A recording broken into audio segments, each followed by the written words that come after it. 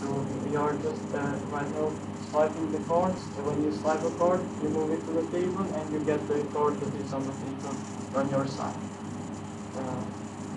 And after a while, when the user gets 4 of the same cards, the same simple cards, the game has ended and the user will be notified who has lost the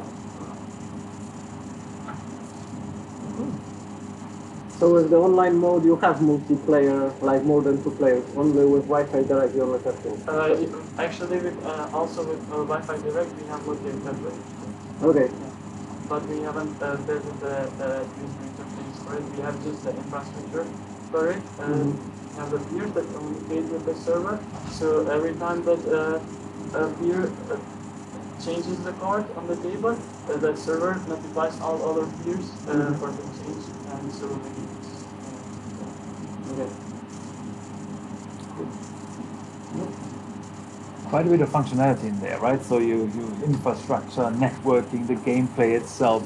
How much did you learn about this game? Well, of course, you will have known the game in advance, but sometimes if you're reconstructing this, you thinking about it differently, and then the question is, if you look at the app, how much would you need to do to generalize it to do any card game, really? actually, it would be a bit difficult right now because there are some hard-coded like functions. Right. But, so you encoded the game rules hard, right? Yeah, exactly. Okay. Exactly. But we could do some generalization on that if we would have a bit more knowledge. Yeah, but it's a great exercise because it's kind of a fully fledged app, right? So you have kind of so many buttons and knobs and whatever you can work on, right? So it's interesting. The infrastructure is there, so it could be used by any other app. Just the user interface has to be changed and. So how much pain? What was the most painful bit?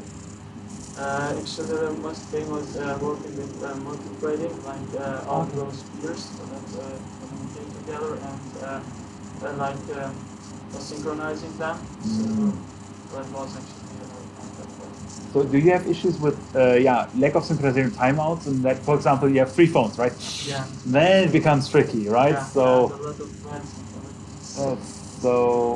Yeah, that's usually very tough to keep going. 2 users, kind of. Imagine more, like. Exactly, right? How can you scale such a system up? I mean, that's you mentioned yourself. That's not something you have addressed at this stage, but quite admirable that you got 3 going. It's actually not easy in a peer-to-peer network, so especially in a ad hoc Wi-Fi network. So, but Wi-Fi Direct, was it painful or Actually, not much at first because it's in the getting the peers connected to each other. Yep. But then we got it. Nice. Any other questions by the audience?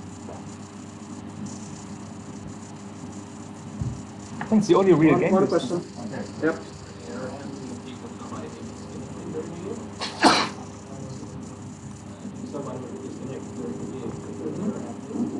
No, actually, right now it's being handled by they assume the optimistic case, right? But of course, that's always the prototyping element, right? So dealing with testing is, because you have multiple devices, you have physical environment, testing is a very exhausting exercise in addition to what you did. So, and that will just take you weeks just to get everything rock solid. Right. Cool. No one else? Well, thank you very much for this interesting presentation. So, that's good. Number 10. Dog watchers. Yes. What? Dog watchers. Okay. Yeah, thanks. Okay. You. Final presentation. I No, hope not nobody's quite. left, right? There's one more left. One left? Yeah. Jan. What number? 13. Not on my list. Not on the list. That calls for sanctioning. Put it on the wiki before you show up. Like now. You have 10 minutes.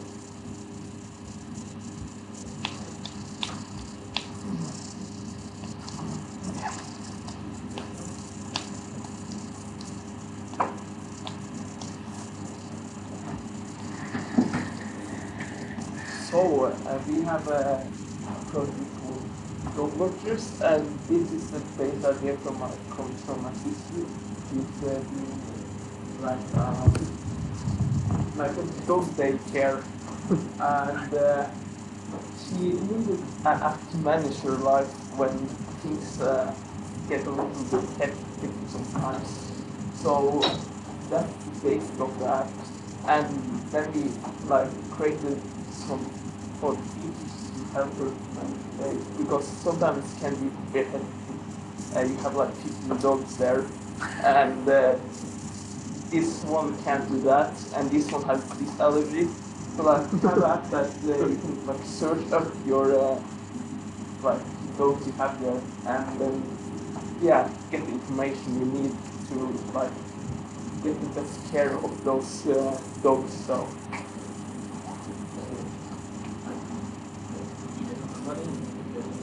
demonstration of the app capability. So here we have our lovely homepage. Unlike most of everybody else's apps here, our app is centralized for one person in particular, so no mass usage. We've got 3 buttons: the dogs button, the ads button, and the calendar button. If you look on the dogs, you can see various features here, like the search bar at the top, a long list of interesting dogs that we have randomly generated, each with a picture to represent them. At the very bottom, you will see 2 buttons, the lead selected and the view selected. If you were to press any of these, you can demonstrate on that. Okay. If you were to click on the page, you can select a dog by highlighting it. Then you can go to the page, reading all the data stored about the particular dog. That means image, the owner's info, his name, their email, and whatever. You go back to the home page, or back to this page, I mean. You will see that no dog is selected at the moment. If you were to click on it at the bottom, or not, okay. If you delete it, you can delete it. You will return to the home page. You can view the list. You can see that the dog is gone now. You could, if you were to click a button on the bottom without selecting anything, it will give you a message, actually. Sorry if I talk too fast, the habit of mine. And you can search up stuff in the search bar. An issue that you might experience while doing this, though, is that the list might display itself twice over. You don't know what causes this, but there are no actual duplicates in the database at all. So fret not. If you were to go out as a fragment and come back in, it will just code itself properly again with the correct number. So that is the essential genesis of the dog stage. You can view all the dogs you currently have stored. The next thing is then the add function. Within the add function, you can see this form over here, where you can input various data of a dog that you would like to store in your database, his name, his age, his owner's information, and so on and so forth. All these fields are mandatory to be filled in. And if one of these are missing, we will not be allowed to add a dog to the database. However, at the very bottom, once we reach that point, you will find a checkbox where you can choose if you want to take a picture or not. If you choose to not have a picture, the dog will simply be stored with a name, nothing else. If you choose to take a picture, we will launch the app's local camera app, your device's local camera app, I mean. Like this. You take the picture will be stored, and it will go coincide with your dog. We'll take a picture right now, save it up. Here's an example. Something else that just happened is that an email was sent to the owner with the email that you provided. As you can see here in the list, there's our dog of the TV living room race, obviously. You may then select this and view it in the main page. You can work like this. All the information is displayed. Let's say deal with this with the add function. If we add a job to the database, you can look it up later. Moving back to the home page, the final thing, which is the calendar functionality. There will be a few things here. First of all, a calendar, which you can take dates.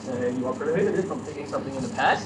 So you may do something either today or in the future somewhere. You can see that the date is currently highlighted, displayed at the bottom there. You can have 2 buttons. You have the notify button, the view button, and the add items button. If we look at the added item right now, this is the to-do list for this particular day. So you may manage what you want to do on this day. Say you remember something, it is now added. You can click the to-do button now and view what the to-do list is for this day. If you were to press on some other date, you will be managed, because you did not schedule anything for this day at the moment. You can go back then and view your to-do list. Very handy if you choose to finish the task, you can swipe right and delete it and do this for that day. So that was your set. We'll add it one. So let's do. You can swipe right, it's gone, obviously. Then actually, if you were to, if days are going to go by after a certain threshold, you will just delete past to-do lists in case you forgot to remove them. Like you would want. These are all stored up. You may also use the notify function in case you want to be told something. You can use the title and description, and then set an hour and a minute for when you want to see it appear, and then you know it will give you a reminder. You know, help manage your day. Maybe you have scheduled a meeting with the owner or something, and you want to be reminded of it. You just set that up. It's there.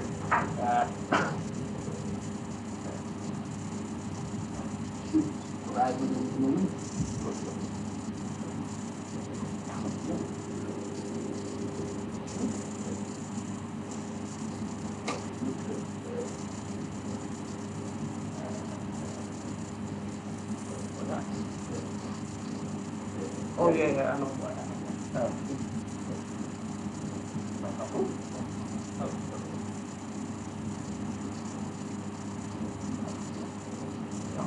There's something going on. Okay, we actually did a notification for tomorrow, so we did a thing randomly tomorrow, I suppose. We will take the time and roll in, the pop off at some point. User, show you that, remind you whatever. Yeah, there you have it. A memo, our notification. You're reminded of whatever it is that you wrote. And you know, if you want to go back to the features of the main page, you can just press the notify another button like do this or whatever, or click on the page, and it will right back to more functionality. That is more or less it for what that can do. A simple handler helper app for an aspiring dog daycare owner to manage their dogs in the database, and again you can easily expand it to be matching whatever else you want to keep a log of, actually. And again, there are, as I said, the only bug that we are aware of as of the moment is the list bug, in that you can get a duplicate of it. We tried for ages to fix it. We thought we fixed it, and then it kind of came back again. So that's an issue. But I think we would wish to improve upon on this application. There's one major thing in that when we store images, is that when we output it to the local device's local camera app, and then that thing returns a bitmap to us, and then we save that bitmap in the database. That creates the issue of then your camera app will also save an image in the file system. In which case then we have a thing in the database as well as a thing on your file system, so the image is duplicated on two places. Actually then the natural remedy would probably be to get the address of that file and just use that instead of the bitmap. And we didn't implement that, and this is just more or less a proof of concept, prototype of what the app could be. That's one improvement we can make. Another thing is, the design of the place. It leaves some to be desired in terms of appearance, but it is functional in what it does. Other things could probably also be at the moment for the emailing functionality. When we wrote in an email with the ad function, you would receive something here. We created just a dummy account on Google for sending out notification to the owner that your dog has been registered with us. Narratively speaking, you probably want the user themselves to input what email they want to be the one that represents this and sends out stuff. Likewise, you probably want to have some networking capabilities, as this thing is completely client-side at the moment. You might have to, if the customer make an account themselves, have them submit their own docs, and you can just view them, so on and so forth. And that's one thing. Also, another problem with the email function is that it works purely on Gmail. It doesn't want to send to anything else. That's because we only send you the email or port on the server. Notable issues, stuff to work out. But it works in what it tries to do, at least. So you're halfway there, correct me if I'm misinterpreting this, you're halfway there to pretty much have a, dog hotel management application, right? We're going for it. So one of the things that will come up, I suspect, will be to keep a log of the activities you did, so as to justify to your customers why you charge for this and that and so on, and that the dog has been getting care of, blah blah blah blah. In the database right now, we store some stuff, so we can use link to display it. So you can simply add how many times the customer did their stuff and maybe make a red back. Also, like, one of the early ideas for stuff to do in this thing was to have the customer, request a view, they want updates on their dog on certain times or whatever. So like you would have to in that task of placing take an image of the dog doing something that would be sent out to the owner, like an update on what's happening at the moment. And that stuff. There's also like in the calendar function, you try to implement a scheduling thing. So you can say like for these and these weeks, I want this to be my to-do list all the time. You just have that recurring. That obviously is not here at the moment, but that was something we worked on. So the calendar thing is, you could consider integrating with Boot Calendar, for example, right? So because that's a fairly open system and that has all the functionality that you want, right? So the recurrence and so on. And of course, it would be nice to integrate with anything else. If you think about a desktop app, suddenly it would be integrated via the calendar as opposed to not, as opposed to the app itself or writing the extension or something. So that's quite something specific. So how much work do you need to do to make that a childcare app? Childcare app. It reminds similar concepts, right? I mean, similar concept, I suppose. Like you first just rename all the text and say child instead of dog, and it has the same core functionality. Yeah. I mean, there's a generalizable pattern there. I would say, right? So For students as well. or students management, they're brilliant. That's Brilliant. Yes. What's the state of my student right now? The parent wants to know. Also, like something we might would like to try to do is, for the image, there's no way of detecting that you're taking a picture of a dog. So if you could maybe figure out how face recognition works, maybe like understand that you took a picture of a dog and not of a chair. That's right. So I mean, you can extend it. If you do that one, of course, you can also have the backward identification, right? So you have a dog sampled image of a dog, take a picture of a dog, and tells you what dog that is. What was the name of that animal? Oh, the owner's coming in 5 minutes. I forgot the name of the animal. So look them in the database and we'll see their image and their name. So anyway, cool. Well, so what does the product owner say, meaning your sister? She said that she wanted like a calendar where she could input stuff, and she didn't really know anything else, so we needed to like come up with Right. more stuff. Right, so you probably need to iterate with the customer in this case, right? So because it's a bit of a Generally speaking, there learning. wasn't that much dialogue with the customer throughout the development of this. Beyond the initial demands of what she wanted. well, but it's still good to close the loop and get some feedback, and get a realistic assessment of the requirements. Cool. Questions, anyone else?